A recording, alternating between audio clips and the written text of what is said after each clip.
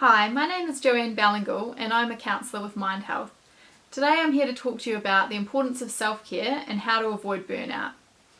If you're in a helping role, this means you're in a giving role, which also means you're in a draining role. This is just an occupational hazard. It's your ability to maintain resilience and stay replenished in your role that determines how long you can continue in your helping role. If you're going to be of use to others, you need to know how to take care of yourself. Every flight attendant will tell you first fit your own mask before helping others.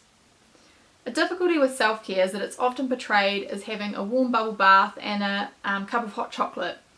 But what many people don't realise is that self-care isn't simply about finding a way to de-stress after a hard day, hard week or hard month. It's about shaping your life in such a way that there's less to de-stress from. Caring for yourself when you're stressed or facing many pressures is important, but it's just one part of self-care. Another key part is creating a life and ministry that's sustainable and hopefully, for the most part, enjoyable. What I really want you to understand is that self-care is about establishing a way of life and ministering and caring for others that looks after you so that you don't burn out. A lot of this has to do with your emotional energy levels. Your emotional energy is like a river that runs into you and runs out of you. Okay? There are certain things that top up your river, okay? You have a certain amount of energy on any given day and you use it throughout the day. And then you eat well, you sleep well, you exercise, and so that you're ready to go and give out for the next day and so on. But there are different things that can needlessly drain this river, and also there are key things that can keep you topped up so that you don't drain out.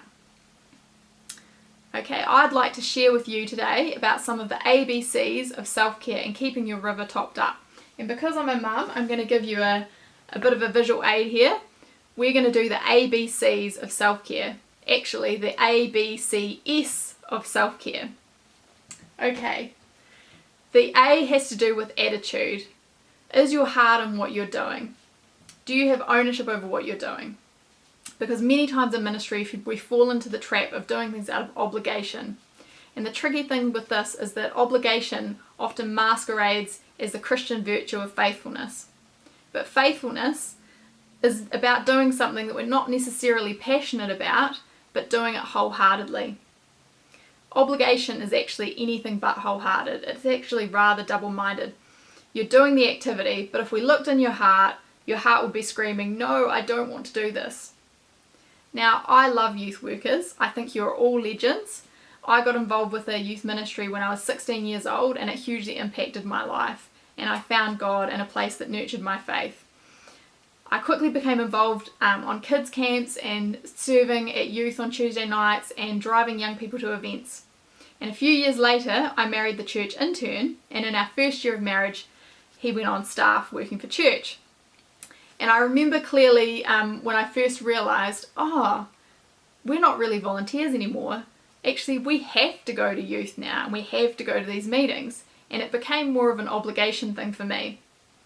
I really had to remind myself of why I was doing it, that it wasn't about serving people's expectation, but I'd actually chosen to do this and to serve God and to make a difference in young people's lives. Then it became a wholehearted choice again, and it wasn't so difficult. And it was a lot more enjoyable to go to youth. As the Bible says, let your yes be yes and your no be no. One of the things Richard Black says is that if your heart can't say yes to this, then your mouth needs to say no until you figure out what you need in order to say yes. So when you notice you're doing something reluctantly and you don't really want to do it, ask yourself, what do I need in order to say yes to this wholeheartedly? And if you simply, genuinely have to do it, then choose to do it and do it willingly. The B is for boundaries. You've probably heard of boundaries, but what does a boundary actually look like? Now, inside our boundaries, there's actually two continuums, okay? There's an emotional continuum and a functional continuum running this way, okay?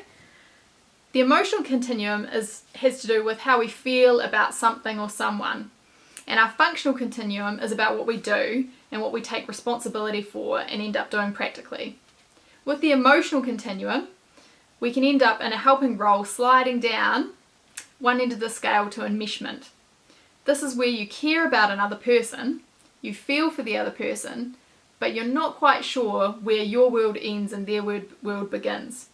It can feel like, to truly care for this person, I have to carry their feelings. And in a lot of ways, this is caring too much. The place where we want to be is in the middle, in a place of empathy. This is a place of balance. This is where you feel for someone, you feel with someone, but you're also aware that these are their feelings and this is their situation. Okay, it's what they're going through. And this is what the old saying says, never give a drowning person both hands.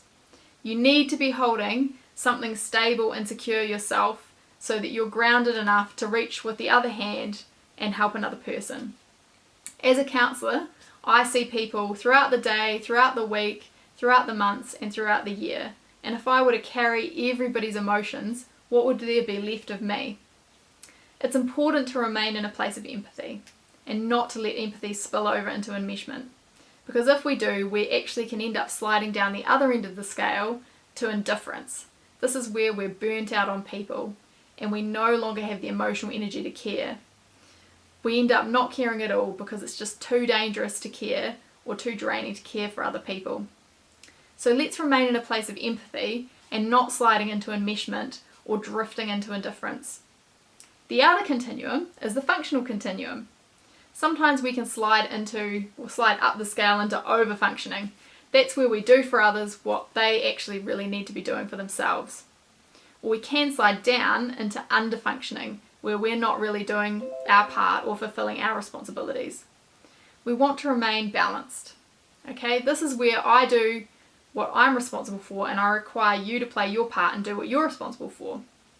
But of course, it's always hard to stay balanced. And sometimes we find ourselves saying yes to things that really we should have said no to and we want to say no to. And this is because we think that if we say no, we might be being selfish, we might feel selfish or cruel, or we might hate the feeling of disappointing others. If we're to remain balanced, we need to make peace with these feelings so they don't bully us into doing things that aren't healthy for us to do. Have you ever been invited to two friends' birthday parties on the same day at the same time and thought, well, I'd really hate to disappoint one of my friends, so I might just try and pop into both parties. This actually happened to me a few years ago. My daughter was invited to two birthdays on the same day and she desperately wanted to go to both of them. Now, we all know the smart thing for me to do would have been to have said no to my daughter and no to one of the friends. This would have prevented a very tired mum from dragging herself around with 3 kids on a Saturday when her husband was at work. The lesson here is that while saying no can often be uncomfortable, it's a lot better than being bullied around by the guilt of disappointing others and regretting it later. Now, it might be helpful for you to consider for yourself, am I actually doing for others what they need to do for themselves? Am I more invested in their change and in the improvements in their life than what they are? To remain balanced, a couple of questions that can be helpful to ask yourself here and keep asking yourself are, what can I actually manage and for how long? There are some seasons of life where we're just not able to do as much for others as what we'd like to. This is just the way life is. And when we're unable to do what we'd like to do, this is a no guilt zone. So ask yourself, what can I actually manage at this time in my life? The second question to ask yourself is, what actually is my role? What's the part that I play? You see, you're not the solution for another person. You're just a resource for them. You have your skills, your abilities, your energies, and you're offering these to the other person for them to use for their well-being. It's important to know that you are not the only resource or support for another person. There's other people that they can reach out for, and it's important for you to understand what your part is in the wider scheme of their care. So what's the role that you do, and what can you leave for them and others to do? We can't be everything and do everything for another person. This is a recipe for burnout. Okay, the C is about connection. This is about staying connected to a replenishing source. Okay, if you don't stay connected to a replenishing source, then your river soon dries up and begins to look a bit like this. Okay, so the same is true for us.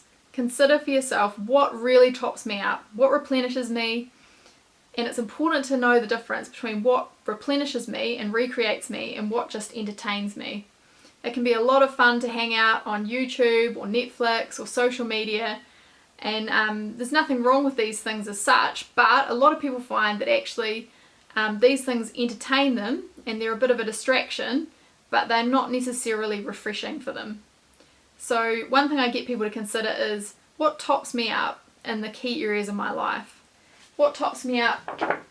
What tops me up emotionally? What tops me up socially? What tops me up mentally, physically, and spiritually? Okay? Now, there are small things, there might be small things you can do daily and weekly to top yourself up, and there'll be bigger things that you can do every now and again. Okay? And make sure that you lock these into your diary and that they're part of the natural rhythm of your life to keep you replenished and sustainable. These will be the things also that you go back to when you really need to de-stress. Finally, the S is for supervision. Okay, it's really important to have a supervisor. It's important to have a place where you can process and reflect and debrief on the tricky situations that you come across through your work. Supervision is the opportunity to pop the bonnet on your car and let someone else listen to how your engine is running. It's a safe place to reflect on what you're doing and why you're doing it that way. If you don't reflect on the tricky bits in your work, they can become stuck and take a greater toll on your mental and emotional well-being. If you don't have a supervisor, I strongly encourage you to get one. So guys, remember to practice your ABCs to care for yourself and stay clear of burnout. Remember A for attitude, B for boundaries, C for connection, and S for supervision. Bless you heaps. Thanks for listening. Take care. Bye-bye.